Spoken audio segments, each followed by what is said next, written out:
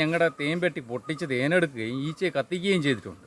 എന്നാൽ ഞങ്ങൾ ഇതിൻ്റെ പരാതിയായിട്ട് ഇതിൻ്റെ പുറകെ പോയി കഴിഞ്ഞാൽ പോകുന്നവൻ്റെ സമയം പോകുന്നുള്ള അല്ല സർക്കാരിന് സപ്പോർട്ട് ഉണ്ടാകുന്നുള്ളൊരു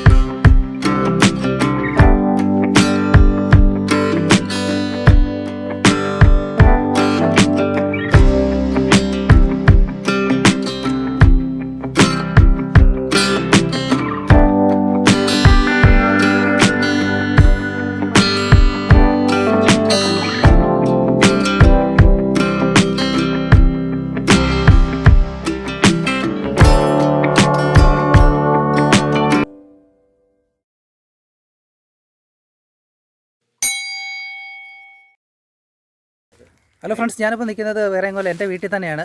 ഇവിടെ നെയ്യാറ്റിൻകര സ്വദേശി ഒരു സലീം കുമാർ എൻ്റെ വീട്ടിൽ കൊണ്ട് തേനീച്ചയുടെ പെട്ടി വെച്ചിട്ടുണ്ട്.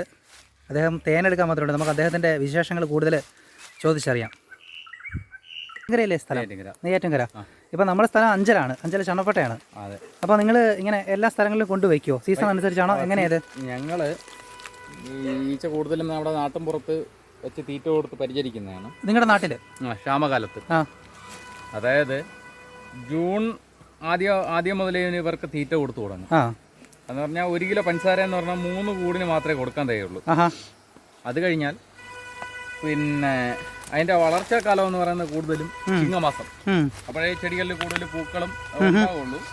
എന്നാൽ ഞങ്ങൾ ചിങ്ങമാസത്തിൽ മാത്രമല്ല ഈച്ച പകർത്തി വെക്കുന്നത്. ഞങ്ങൾ ഒത്തിരി തീറ്റ കൊടുത്തിട്ട് ഈച്ച അല്ലാതെ പകർത്തി വെക്കുന്നുണ്ട്. എന്നാൽ ഈച്ചയുടെ ഏറ്റവും കൂടുതൽ ഞങ്ങൾക്ക് ഈച്ചയിൽ നിന്ന് ആദായം കിട്ടുന്നതെന്ന് പറയുന്നത് എപ്പോഴും നമ്മുടെ ഈ ഡിസംബർ, ജനുവരി, ഫെബ്രുവരി മാസങ്ങളിലാണ്. അതായത് നേരത്തെയൊക്കെ ഫെബ്രുവരി മാസം കഴിഞ്ഞിട്ടാണ് സീസൺ ആകുന്നത്. ഇപ്പോൾ ഓരോ വർഷം കാലാവസ്ഥ മാറുന്നതനുസരിച്ച് നേരത്തെ ആയിട്ടാണ് വരുന്നത്. റബ്ബർ നമ്മുടെ സാധാ റബ്ബറിനെ ആശ്രയിച്ചിട്ടാണ് നമ്മൾ തേനീച്ച കൃഷി ചെയ്യുന്നത്. ഇപ്പോൾ റബ്ബറിന് കഴിഞ്ഞ വർഷം കൂടുതൽ മഴ കാരണം ഈ റബ്ബറിൻ്റെ വേരുകളെല്ലാം മരയിച്ചിട്ട് പനിച്ച് നിൽപ്പുണ്ടായിരുന്നു റബ്ബറിൻ്റെ ഇല കൊഴിഞ്ഞിട്ട്. എന്നാൽ ഇപ്രാവശ്യം ഇല നല്ല തളർത്തു വന്നെങ്കിലും മരത്തിൽ കാര്യമായിട്ട് തേനൊന്നും പൊട്ടിയിട്ടില്ല. ഇതിന്റെ പൂവിന്റെ സീസൺ അനുസരിച്ചിട്ടാണോ? ഇല്ല, പൂവിൽ നല്ല തേൻ എടുക്കുന്നത് ഇതിന്റെ ഇല ഞെട്ടിൽ നിന്നാണ്. ഇലയുടെ ഞെട്ടിൽ നിന്ന് മഴത്തുള്ളി പോലെ തേൻ പൊട്ടി വരികയും അതിൽ നിന്നാണ് തേൻ എടുക്കുന്നത്. പിന്നെ ഞങ്ങൾ ഇത് കഴിഞ്ഞിട്ട് വനത്തിന്റെ സൈഡ് വെക്കുന്നുണ്ട്. പക്ഷെ വനത്തിൽ നിന്ന് കാര്യമായിട്ടൊന്നും തേന് കിട്ടുന്നില്ല. നല്ല ഒത്തിരി മഴയുണ്ടെങ്കിൽ മാത്രമേ വനത്തിൽ നിന്ന് കൂടുതൽ തേന് കിട്ടത്തുള്ളൂ. മഴയുണ്ടെങ്കിൽ വനത്തിൽ നിന്നുള്ള തേൻ കിട്ടും. അതായത് കൂടുതലും ഈ മരുത് എന്ന് പറയുന്ന മരത്തിലാണ് കൂടുതലും തേന് പൊട്ടുന്നത്. പക്ഷെ എല്ലാ വൃക്ഷങ്ങളിലും തേന് വരുന്നുണ്ട്. ഇപ്പോഴത്തെ നമ്മുടെ തേൻപെട്ടിയിൽ വരുന്നതിൽ പറങ്കിമാവിന്റെ തേൻ വരുന്നുണ്ട്. ഒത്തിരി ധാരാളമായിട്ട് പറങ്കിമാവ് കൃഷി ഇവിടെ നടക്കുന്നില്ല. റബ്ബർ മാത്രമാണ് കൂടുതൽ ഇപ്പോൾ നടക്കുന്നത്. പിന്നെ ഇപ്പം ഞങ്ങൾക്ക് കഴിഞ്ഞ സീസണിൽ അധികമായിട്ട് ഒന്നും കിട്ടിയില്ല എന്ന് പറയുമ്പോൾ എനിക്ക് 1450 പെട്ടിയുള്ള ഒരാളാണ്. എനിക്ക് കഴിഞ്ഞ വർഷത്ത് തന്നെ എനിക്കൊരു 7-8 ലക്ഷം രൂപ വരെ നഷ്ടം. അതെങ്ങനെ കോവിഡിന്റെ പ്രശ്നങ്ങൾ കൊണ്ടാണോ? കോവിഡിന്റെ പ്രശ്നം കാലാവസ്ഥയുടെ? ഇല്ല, കോവിഡിന്റെ പ്രശ്നം അല്ല നമ്മളെ ബാധിച്ചത്. കൂടുതൽ കാലാവസ്ഥയുടെയാണ്. കാലാവസ്ഥയുടെ വ്യതിയാനം കാരണം പിന്നെ മരത്തിൽ തേനായി തുടങ്ങിയപ്പോഴത്തേന് മഴ പെയ്തു. അപ്പോൾ സീസൺ പോയി. അങ്ങനെ ഞങ്ങൾക്ക് തേന് കിട്ടാതെ വന്നു. ഒന്ന്, ഞങ്ങൾ എടുക്കുന്ന തേനിന് നിശ്ചിതമായിട്ട് ഒരു വിലയില്ല. എന്നാൽ ഗവൺമെന്റ് ഒരു നിശ്ചിത റേറ്റ് ഇട്ടിട്ടുണ്ട്. അവർ വിൽക്കുന്നതെന്ന് പറഞ്ഞാൽ 350 മുതൽ 400 രൂപ ഒരു കിലോയ്ക്ക് അവർ കൊടുക്കുന്നത്. സർക്കാർ നിശ്ചയിച്ചിട്ടുണ്ട് ഒരു റേറ്റ്. 1 കിലോയ്ക്ക് 350 രൂപ. കർഷകരുടെ ഇന്ന് തേൻ എടുക്കുന്നത് ഓരോ വർഷവും ചിലപ്പോൾ നല്ല സീസൺ ആണെങ്കിൽ ഒരു 150 രൂപയോ 140 രൂപയോ ഇങ്ങനെ പല റേഞ്ചിലാണ്. എന്നാൽ ഇപ്പോൾ ഹോർട്ടികോർപ്പ് 2 വർഷം കൊണ്ട് ഞങ്ങൾ തേൻ എടുക്കുന്നുണ്ട്. ഹോർട്ടികോർപ്പ് വന്നതിന് ശേഷം ന്യായമായിട്ടുള്ള ഒരു വില നമുക്ക് തരുന്നുണ്ട് കർഷകർക്ക്. ഈ കോവിഡ് തുടങ്ങുന്ന കാലഘട്ടം ഇത് വരുന്ന സമയത്ത് സത്യം പറഞ്ഞു കഴിഞ്ഞാൽ ഞങ്ങളുടെ ഈ ആനക്കുളം, ചണ്ണപ്പേട്ട ഈ ഭാഗങ്ങളിൽ ഞങ്ങൾ തേനീച്ചക്കൂട് വച്ചിരുന്ന സമയത്ത് ഞങ്ങൾക്ക് വരാൻ പറ്റാതെ ആൾക്കാർ ഞങ്ങളുടെ തേൻ പെട്ടി പൊട്ടിച്ച് തേനെടുക്കുകയും ഈച്ചയെ കത്തിക്കുകയും ചെയ്തിട്ടുണ്ട്. എന്നാൽ ഞങ്ങൾ ഇതിൻ്റെ പരാതിയായിട്ട് ഇതിൻ്റെ പുറകെ പോയി കഴിഞ്ഞാൽ പോകുന്നവൻ്റെ സമയം പോകുന്നുള്ള അല്ല സർക്കാരിന് സപ്പോർട്ട് ഉണ്ടാകുന്നുള്ള ഒരു വിശ്വാസം ഞങ്ങൾക്കില്ല. അതുകൊണ്ട് അതിൻ്റെ പുറകെ പോയിട്ടുമില്ല. എന്നാൽ ഇത് നേരത്തെ 24 ചാനലുകാർ ഞങ്ങളുടെ ഒന്ന് വീഡിയോ എടുത്തിട്ടുണ്ട്. അമൃത ന്യൂസ് എടുത്തിട്ടുണ്ടായിരുന്നു. അങ്ങനെ എടുക്കുമ്പോൾ അതായത് ഞങ്ങളുടെ ഒരു രക്ഷാധികാരി പോലെ ഒരു സാറുണ്ട്. അതായത് ദേവനേശ്വർ സാറ്. നമ്മുടെ തിരുവനന്തപുരം ജില്ലയിൽ കാർഷിക കോളേജിലെ പ്രൊഫസറായിരുന്ന പുള്ളി ഞങ്ങളുടെയൊക്കെ വിളിച്ചിട്ട് എന്തെങ്കിലും ഒരു സപ്പോർട്ട് ചെയ്തു തരാമെന്ന് വെച്ചിട്ട് പുള്ളി ഇങ്ങനെ അവരെ ചാനലുകാരെയൊക്കെ വിളിച്ചിട്ട് വീഡിയോ ഒക്കെ എടുത്തിട്ടുണ്ടായിരുന്നു. അന്നേരം ആ പത്രത്തിലൊക്കെ വരുന്നത് 500 കോടി രൂപ കേന്ദ്ര ഗവൺമെൻറ് കർഷകർക്ക് വേണ്ടി അനുവദിച്ചു. പക്ഷേ 5 പൈസ എനിക്കും കിട്ടിയിട്ടില്ല, എന്നെപ്പോലുള്ള കർഷകർക്ക് ആർക്കും കിട്ടിയിട്ടില്ല എന്നുള്ളതാണ് യഥാർത്ഥ സത്യം. പിന്നെ ഞങ്ങൾ ഈ മറ്റ് കർഷകരെ പോലെ 5 ദിവസം കൂടുമ്പോഴും 4 ദിവസം കൂടുമ്പോഴല്ല ഞങ്ങൾ തേനെടുക്കുന്നത്. ഞങ്ങൾ 7 ദിവസം 8 ദിവസം കൊടുത്തിട്ടാണ് നോക്കുന്നത്. അതായത് ഈ അടയിൽ നോക്കുമ്പോൾ തന്നെ അറിയാൻ പറ്റും, ഇതിപ്പോൾ തേൻ്റെ സീസൺ കഴിയാറായ അടയാണ്. ഇതുപോലെ സീല് ചെയ്ത തേന് ഞങ്ങൾ ഇതിനെ ചെത്തി കറക്കിയിട്ടാണ് നമ്മുടെ തേനെടുക്കുന്നത്. ഞങ്ങളുടെ തേനൊക്കെ ഇപ്പോൾ ടെസ്റ്റ് ചെയ്തിട്ട് കേരളത്തിലെ തേനിന് 20% ജലാംശം ഉണ്ടെന്നാണ് പറയുന്നത്. ഞങ്ങളുടെ എടുക്കുന്ന തേന് അതില്ല എന്ന് ഞാൻ പറയുന്നു. ഞാൻ പലയിടത്തും ടെസ്റ്റ് ലേബുകളിൽ കൊടുത്തിട്ടുണ്ട്. ദേവനേശ സാറ് ഞങ്ങളെ നിന്ന് തേനെടുത്തിട്ട് അവർ ടെസ്റ്റ് ചെയ്തിട്ടുണ്ട്. ഞങ്ങളുടെ തേനിന്, കേരളത്തിലെ തേനിന് ക്വാളിറ്റി ഇല്ലെന്നാണ് പറയുന്നത്. മലേഷ്യയിൽ നിന്നും മറ്റു സ്ഥലത്തുള്ള തേനിന് ക്വാളിറ്റി കൂടുതലെന്നാണ്. എന്നാൽ ഞങ്ങളുടെ തേന് സീൽ ചെയ്ത തേൻ അവർ നോക്കട്ടെ. പക്ഷേ ഈ സീൽ ചെയ്ത തേന് കർഷകനെ എടുക്കുന്ന എന്തുകൊണ്ടെന്ന് പറഞ്ഞാൽ ഇടനിലക്കാരൻ റേറ്റ് കൂട്ടി കൊടുക്കുന്നുണ്ട്.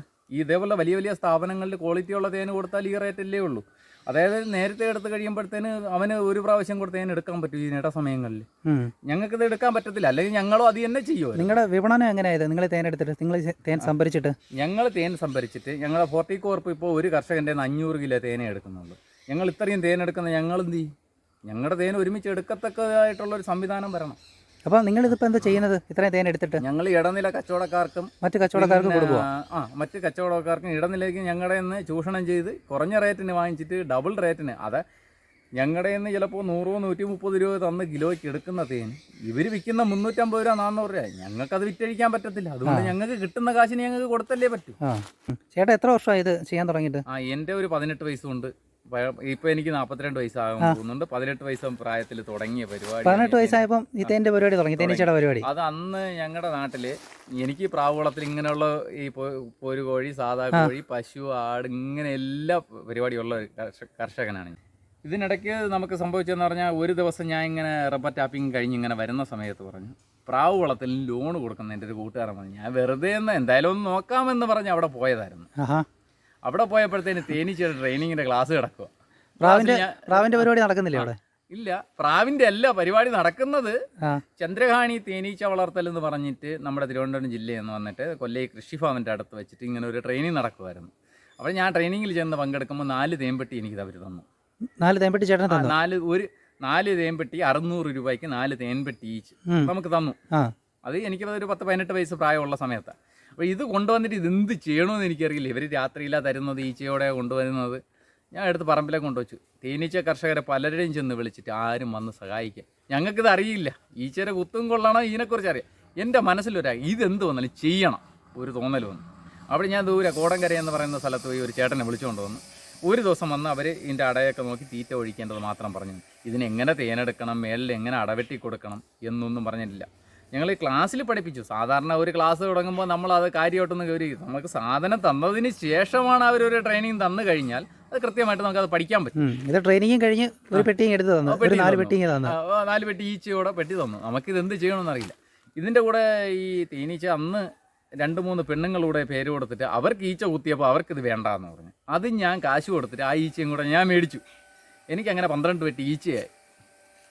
അവിടെ 2 പേരെന്നും കൂടെ വാങ്ങിച്ചപ്പോൾ 12 പെട്ടി ഈച്ചയായി. പിന്നെ അതിനെ കുറേശ്ശെ തീറ്റ കൊടുത്ത് പിന്നെ ഒത്തിരി ഈച്ചയാക്കി. കോളനി സെറ്റ് ചെയ്ത് വേറെ കാലിപ്പെട്ടി വാങ്ങിച്ചിട്ട് ഒരു വയസ്സായ ഒരാളിനെ കൂടെ കൂട്ടുപിടിച്ചിട്ട് പുള്ളി ചെയ്ത് ഇങ്ങനെ പഠിപ്പിച്ചു. ഇത് എന്നിട്ട് ഈ പൊത്തുകളിലും കല്ലടുക്കലിരിക്കുന്ന ഈച്ച പിടിച്ച് പെട്ടിക്കകത്ത് ഇങ്ങനെ വളർത്താം എന്നെല്ലാം പുള്ളി പഠിപ്പിച്ചു. പുള്ളി പഠിപ്പിച്ച് അങ്ങനെ വന്നിട്ട് ഒരു 10-60 കൂടായപ്പോൾ ഞാൻ ആദ്യം കുറച്ച് പെട്ടി വെച്ചിട്ട് ബാക്കി വിറ്റു കഴിഞ്ഞിട്ട് പിറ്റേ വർഷം എന്ത് ചെയ്ത് ഇരുന്ന കൂടിനെ കുറേ വളർത്തിയിട്ട് ആദ്യമായിട്ട് പാലയിൽ തേനെടുക്കാമെന്ന് പറഞ്ഞ് കൊണ്ട് ആ വർഷമാണെങ്കിൽ തേനൊന്നും കിട്ടിയില്ല. ഈച്ചയ്ക്ക് അസുഖമെല്ലാം വന്നിട്ട് ഈച്ചയെല്ലാം ചത്തുപോവുകയും ഒരു 10-30 പെട്ടി ഈച്ചയായിട്ട് അവശേഷിച്ചു. അത് കഴിഞ്ഞ് അതിൻ്റെ പിറ്റാം വർഷം ഇതിനെ ഞാൻ ഒരു 125 പെട്ടി വരെ ആക്കിയെടുത്തിട്ട് പിറ്റേ വർഷം വീണ്ടും പാലായി തേനെടുക്കാൻ പോയി.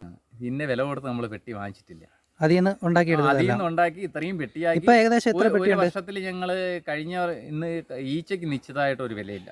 ഫോർട്ടികോർപ്പ് ഈച്ച കൊടുക്കുന്നത് 2000 രൂപയ്ക്കൊന്നും 1000 രൂപയ്ക്കൊന്നൊക്കെ പറഞ്ഞിട്ട് ഫോർട്ടികോർപ്പിന്റെ ഇതിൽ ഓരോരുത്തർ ടെൻഡർ എടുത്തിട്ട് ഈച്ച ബിസിനസ് ചെയ്യുന്നു.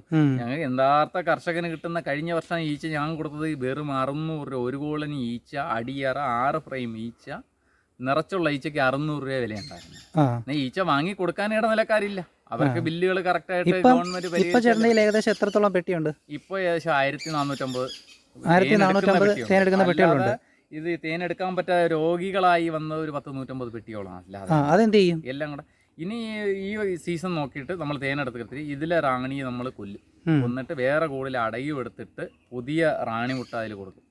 പകർത്തി വയ്ക്കുമ്പോൾ ഇതെന്ന് പറയുമ്പോൾ ഈ ഞങ്ങൾ ഒരു പെട്ടിയെ രണ്ടായിട്ട് ഡിവൈഡ് ചെയ്ത് കഴിയുമ്പോൾ റാണി ഇല്ലാതെ, അതായത് റാണിയും 3 ഫ്രെയിം ഈച്ച സാധാ എടുക്കുന്നത്.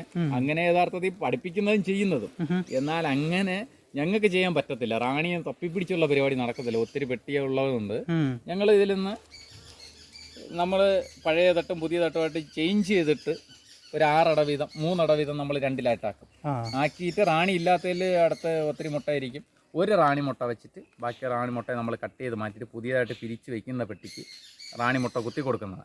അതായത് നല്ല ആരോഗ്യമുള്ള റാണിയും ഒരു കേടും ഇല്ലാത്തതിലുള്ള റാണിയുടെ മുട്ടയായിരിക്കും ഞങ്ങൾ പുതിയ പെട്ടിക്ക് കൊടുക്കുന്നത്. ഈ രോഗം ബാധിച്ചിരിക്കുന്നതിൽ കുറച്ച് പകുതിക്ക് പകുതി രക്ഷപ്പെട്ട് കിട്ടാം, ബാക്കിയുള്ളത് പോവാം. പുതിയ റാണി ആയി കഴിയുമ്പോൾ അവരെയും കൊണ്ട് ഈച്ച അങ്ങ് പോകും ഈ അടയെ ഉപേക്ഷിച്ചിട്ട്. എടുക്കുന്ന കാണിച്ചു തരാമോ? അടിയിൽ തേനെടുക്കുന്നേ കാണിച്ചിട്ട് ഇതിൻ്റെ അടിയിലുള്ള അട കാണണമെങ്കിൽ നോക്കാം. ഇത് നമ്മൾ തേനെടുത്ത മേൽ തട്ടാണ്. ഇതിൻ്റെ അടിയറ എന്ന് പറയുമ്പോൾ ഇതാണ് 6 അട. ഇതിൽ ഇവർക്ക് കുടിക്കാൻ വേണ്ടിയിട്ടുള്ള ആഹാരമാണ് ഇതാ വെച്ചിട്ടുള്ളത്. ഈ അടിയിലിരിക്കുന്ന ഇതിനകത്ത് ഈ അടകളിൽ കാണുന്ന ഇത് പൂമ്പൊടിയാണ്. ഇതിപ്പോൾ മുട്ട വിരിഞ്ഞിറങ്ങിയ കോളങ്ങളാണ് ഇതാ കാണുന്നത്, ഈച്ച വിരിഞ്ഞിറങ്ങിയത്. എന്നാൽ ഒരു ഈച്ചയുടെ ആയുസ് എന്ന് പറയുന്നത്, ഈ നമ്മൾ ട്രെയിനിങ്ങിൽ പഠിച്ചിട്ടുള്ളതാണ്, 58 ദിവസം മാത്രമേ ഒരു ഈച്ചയ്ക്ക് ആയുസുള്ളൂ. എന്നാൽ ഈ ആണീച്ച എന്ന് പറയുന്ന മടിയൻ ഈച്ചയുടെ ആയുസ് എന്ന് പറഞ്ഞാൽ 21 ദിവസം മാത്രമേ ഉള്ളൂ. ഇത് 6 അടകളാണ് അടിയിൽ കേട്ടോ. 6 6 ഇത് 1 2 3 4 5 6. ഇതിൽ അവർക്ക് കുടിക്കാനുള്ള തീറ്റയും വെള്ളമാണ് ഇതിനകത്തുള്ളത്. അതായത് തേനും പൂമ്പൊടിയും അതിനകത്തുള്ളത്. അത് ഞങ്ങൾ എടുക്കത്തില്ല. ഇത് ഇനി നാട്ടിൽ കൊണ്ടുപോയി ഈച്ചയ്ക്ക് ആഹാരം ഇല്ലാതെ വരുന്ന സമയത്ത് ഈ സൈഡിൽ കിടക്കുന്ന അടയെല്ലാം മിക്കവാറും അതിൽ കുഞ്ചും മുട്ടയും ഇല്ലാതാവും. ആ അടകളെ ഒഴിഞ്ഞ് മാറിയതിന് ശേഷം നമ്മൾ പ്ലേറ്റ് വെച്ചിട്ട് ഇതിനകത്ത് ആഹാരം ഒഴിച്ചിട്ട് അടച്ചു വയ്ക്കുന്നതാണ് പരിപാടി. ഈ മേലറ വയ്ക്കത്തില്ല. അന്നേരം ഈ ഒഴിഞ്ഞെടുക്കുന്ന ഫ്രെയിമിൽ നല്ല വെള്ളം അട കെട്ടുകയും അതിൽ നല്ല കുഞ്ചുമുട്ടയായി കഴിയുകയും 6 അടയാകുമ്പോഴത്തേന് നമ്മൾ പിന്നെ ഇതിനെ പകർത്തി വയ്ക്കാൻ തുടങ്ങും. നമ്മളിതിൻ്റെ മണ്ടയിലത്തെ തട്ടിൽ നിന്ന് മാത്രമേ തേനെടുക്കത്തുള്ളൂ. ഇതിൻ്റെ മേളിൽ ഇങ്ങനെ വെച്ച്. ഇത് മാത്രമല്ല, ഞങ്ങളിപ്പോൾ തേൻ്റെ സീസൺ കഴിയാറായപ്പോൾ ഒരട നമ്മൾ ഇറക്കിയതായിരുന്നു. ഇതിൻ്റെ മേളിൽ നല്ല സെറ്റ് ആണെങ്കിൽ ഇതിൻ്റെ അടുത്ത് വീണ്ടും സൂപ്പർ കയറി വരും. ഒരു ബോക്സോടെ വെക്കും. ഇതിൻ്റെ 1 ബോക്സോ 2 ബോക്സോ ഈച്ചയുടെ അളവനുസരിച്ച് ഞങ്ങൾക്ക് ചെയ്യാൻ പറ്റും. ഈച്ച കൂടുതലുണ്ടെങ്കിൽ ഒരെണ്ണം കൂടെ വയ്ക്കാം. ഈച്ച കൂടുതൽ മാത്രമല്ല, ഈച്ച മേളിൽ കയറണമെന്നുള്ള ആഗ്രഹമുള്ള ഈച്ച നമുക്ക് അത് അറിയാൻ പറ്റുമെന്ന് പറഞ്ഞാൽ ഒത്തിരി റാണി മുട്ട ഉണ്ടാക്കി ഇത് പിരിഞ്ഞു പോകേണ്ട ടെൻഡൻസ് കൂടുതലായിരിക്കും ഈച്ചയ്ക്ക്. അപ്പോൾ ഇതിന് അകത്ത് ചൂട് കൂടുന്നത് കാരണം ഇതിന് ഈച്ചയ്ക്ക് ഇരിക്കാൻ പറ്റാതെ വരുന്നതുകൊണ്ടാണ് കൂടുതൽ റാണി മുട്ട ഉണ്ടാക്കുന്നത്. 1. രണ്ടാമത് വയസ്സൻ റാണിയാണ് ഇതിൽ ഇരിക്കുന്നതെങ്കിൽ കൂടുതൽ അത് റാണി മുട്ട ഉണ്ടാക്കിയിട്ട് പിരിഞ്ഞു പോകാൻ വേണ്ടിയിട്ട് അവർ ശ്രമിക്കും. കാരണം ഞങ്ങൾ എല്ലാ വർഷവും പുതിയ റാണി ഉണ്ടാക്കും എന്ന് പറയുമ്പോൾ ഒരു റാണിയുടെ ആയുസ് 3 വർഷമുണ്ട്. ഞങ്ങൾ 3 വർഷം റാണിയെ വെച്ചിരിക്കില്ല. ഒരു വർഷം തോറും റാണിയെ കൊന്നിട്ട് പുതിയ റാണി ഉണ്ടാക്കിയെടുക്കുന്നതാണ് അത്. അതായത് വയസ്സ് റാണി ഇരിക്കുമ്പോൾ അധികം ഈ ജോലിക്കാരി എവിടെ കിട്ടും? അത് ഈ പെട്ടിയിൽ തന്നെ റാണി മുട്ട ഉണ്ടാക്കും. അതായത് ഈ അടയിൽ നിന്ന് ഈച്ച നമ്മൾ ഈ മുട്ടയിട്ട് വെച്ചിട്ടുണ്ടല്ലോ, ഈച്ച ആകാനുള്ള വേലക്കാരി ഈച്ച ആകാനുള്ള മുട്ട റാണി ആദ്യം ഇട്ട് വെച്ചിട്ടുണ്ട്. റാണി നഷ്ടപ്പെട്ടു എന്ന് വന്നു കഴിഞ്ഞാൽ ഈ ഈച്ച അതിൻ്റെ ശരീരത്തിലുള്ള കൊഴുപ്പ് നിറച്ച് വെച്ചിട്ട് വലിയൊരു അറ ഉണ്ടാക്കിയിട്ട് ഈ മുട്ടയെ കൊണ്ട് അതിൽ കടുപ്പിക്കും.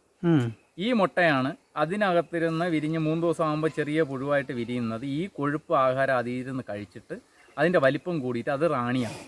അതായത് ഈ വേലക്കാരി ഈച്ച തന്നെയാണ് സത്യത്തിൽ റാണി ഈച്ച ആകുന്നത്, റാണിയായി മാറും. എന്നാൽ ഒരു റാണിക്ക് 3 വർഷം ആയുസുണ്ട്, എന്നാൽ വേലക്കാരി ഈച്ചയ്ക്ക് 58 ദിവസമേ ഉള്ളൂ.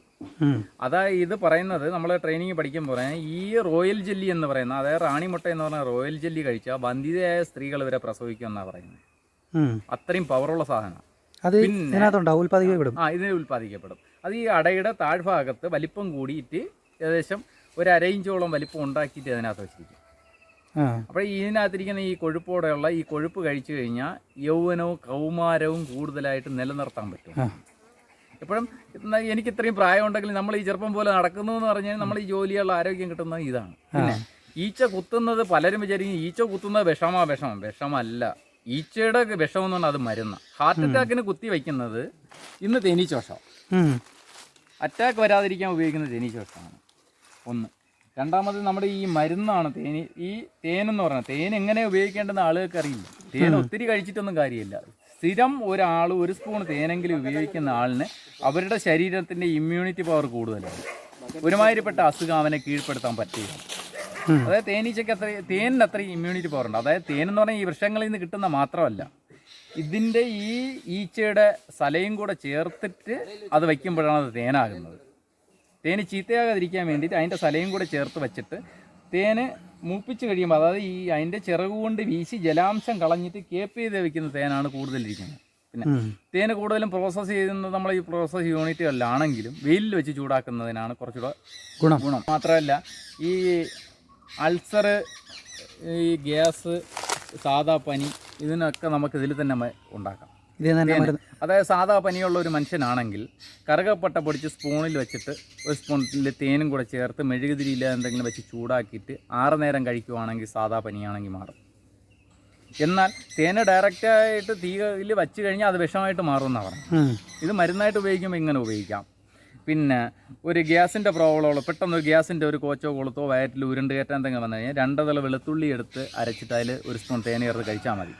എന്നാൽ സ്ഥിരമായിട്ട് തേനും വെളുത്തുള്ളിയും കൂടെ ചേർത്ത് കഴിച്ചാൽ കിഡ്നി വരെ അടിച്ചു പോകാനുള്ള സാധ്യത. സ്ഥിരമായിട്ട് കഴിച്ചാൽ.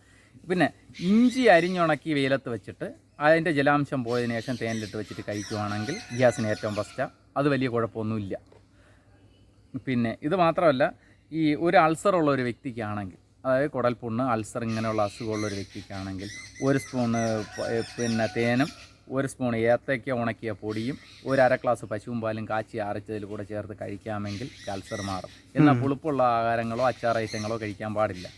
ഇതിൻ്റെ കൂടെ കഴിക്കാൻ പാടില്ല. ഞാൻ കുറച്ച് സിദ്ധവൈദ്യം കുറേശ്ശേ പഠിച്ചിട്ടുള്ളൂ. വലിയ വൈദ്യനൊന്നും അല്ല, ഒരു വൈദ്യനും കൂടെയാണ്. വലിയ വൈദ്യനൊന്നുമില്ല, സിദ്ധവൈദ്യം.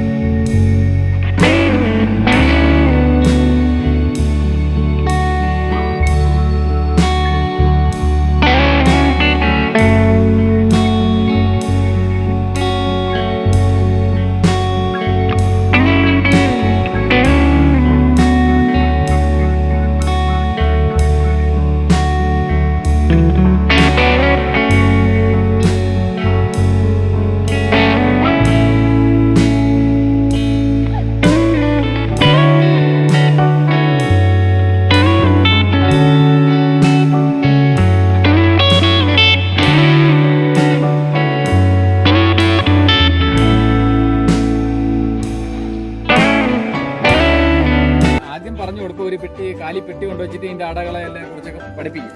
എന്നാൽ ഈ അതായത് അവർക്ക് ഈ ബുക്കിലൊക്കെ പഠിച്ചുള്ള ശീലമല്ലേ ഉള്ളൂ. അതായത് തേനീച്ച ഒരു കർഷകനെ കൂടെ വിളിച്ചുകൊണ്ട് വന്നിട്ട് അത് ചെയ്യുന്നത് എങ്ങനെയാണെന്ന് നോക്കി പഠിപ്പിച്ചു കൊടുക്കുകയും 1-2 പ്രാവശ്യം അവർക്ക് ഇതിൻ്റെ ട്രെയിനിങ്ങിന് വേണ്ടിയിട്ട്, അതായത് കർഷകൻ്റെ നിന്ന് പൈസ വാങ്ങിയിട്ടാലും ഒരു കർഷകനെ കൊണ്ട് മറ്റൊരാളെ പഠിപ്പിച്ചെടുക്കാമല്ലോ.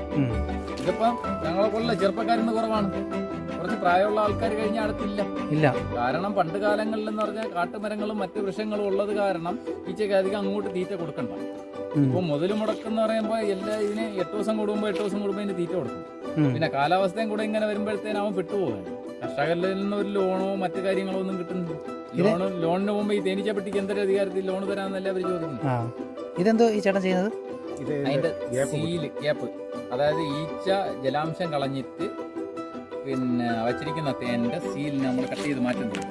ഈച്ച ക്ഷാമകാലത്ത് കുടിക്കാൻ വേണ്ടിയിട്ട് അവർക്ക് വേണ്ടി കൊണ്ടുവയ്ക്കുന്ന ഈ സാധനം അവർ സീൽ ചെയ്ത് വെച്ചേക്കുന്നത്.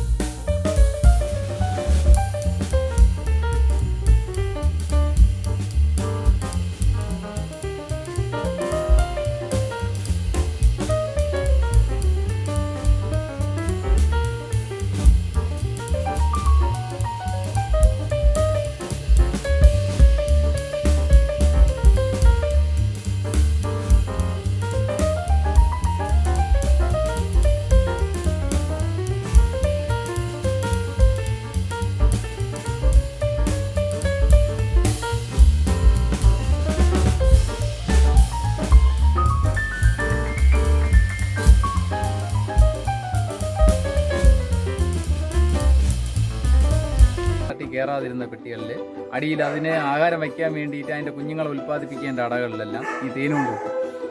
ഈ റാണിക്ക് ഉൽപ്പാദനശേഷി കുറയുമ്പോഴത്തേന് കുഞ്ഞുങ്ങളുണ്ടാവില്ല. അങ്ങനെ വരുമ്പോഴത്തേന് ആ അടയിൽ വയ്ക്കുന്ന തേനെ നമ്മൾ കട്ട് ചെയ്തെടുത്തതാണ്. ഭയങ്കര ടേസ്റ്റ്. ഇത് മൊത്തം അതിൻ്റെ കുഞ്ഞുങ്ങളെ ഉണ്ടാക്കേണ്ട അടയാണ്.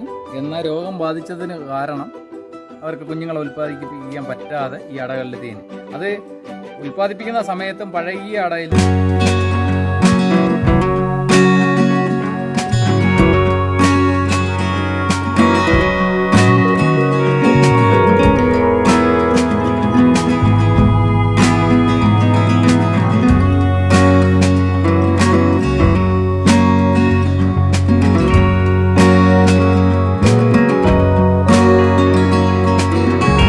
പിന്നെ അവര് കൂട് കൊണ്ടുവരുവാണെങ്കിൽ, അല്ലാതെ ഈച്ച മാത്രമായിട്ട് വേണമെങ്കിൽ നമ്മൾ അവരുടെ കൂടിലാക്കി കൊടുക്കും. ആവശ്യക്കാർക്ക് തേനീച്ച കൊടുക്കാൻ പറ്റും. തേനീച്ച സപ്ലൈ ചെയ്യും. തേനീച്ചയും തേന് സപ്ലൈ, തേന് സപ്ലൈ ചെയ്യും. പിന്നെ അതുപോലെ ഇതിന്റെ മെഴുക് സപ്ലൈ. ഈ മെഴുകൻ തോത്തിനാ പോകുന്നത് ഈ പെർഫ്യൂമൻസ്, ലിപ്റ്റിക്ക്, അത് മാത്രമല്ല ഈ ആയുർവേദ മരുന്നുകളിലെല്ലാം വൈദ്യന്മാർ ഈ മരുന്ന് ഉപയോഗിക്കും. അല്ലാതെ ഈ മെഴുക് കൂടുതലും മെഴുകുതിരിക്ക് പോകുന്നില്ല. അത് പെട്രോളിയത്തിൽ നിന്ന് എടുക്കുന്ന മെഴുകാണ് മെഴുകുതിരി. പിന്നെ അൽത്താരയിലൊക്കെ പള്ളിയിൽ വയ്ക്കുന്ന അൽത്താരയിലിരിക്കുന്ന മെഴുകിൽ കുറച്ചൊക്കെ ചേരുന്നുണ്ട്. ഓക്കെ ഓക്കേടാ, എന്നാ ശരി. ലിജോ.